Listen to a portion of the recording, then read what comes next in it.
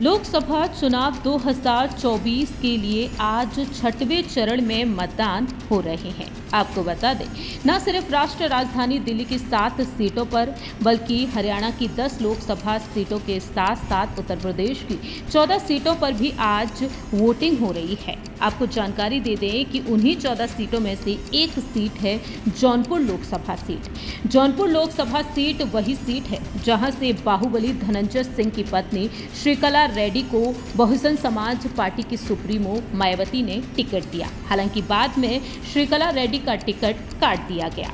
आपको बता दें कि 1 मई को जेल से जमानत पर बाहर आने के बाद धनंजय सिंह ऐलान कर दिए भारतीय जनता पार्टी को समर्थन देने का।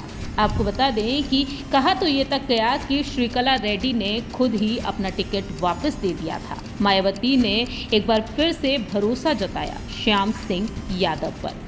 आपको जानकारी दे दें कि भारतीय जनता पार्टी की तरफ से यहां पर प्रत्याशी हैं कृपा शंकर सिंह, वहीं दूसरी ही तरफ सपा की तरफ से बाबू सिंह कुशवाहा चुनावी मैदान में है। आखिरकार जीत किसको मिलेगी ये 4 जून को पता चल ही जाएगा।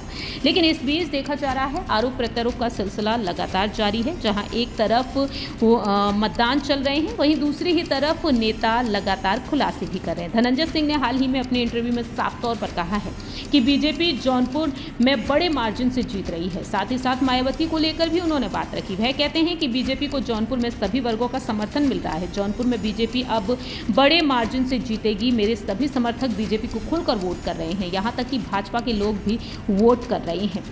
इसके अलावा वह मायावती को लेकर साफ तौर पर कहते हैं कि मायावती एक बहुत ही बड़ी नेता थी। अगर वह देश में दौरे पर निकल पड़ती तो आज बसपा सबसे बड़ी पार्टी होती। लेकिन आकाश आनंद ने जिस तरीके से पार्टी को बढ़ाना शुरू कर दिया था, अपने काडर और कार्यकर्ताओं में जोश भरना शुरू कर दिया था, मायावती के एक आत्मघाती कदम से सब खत्म होता दिख रहा है।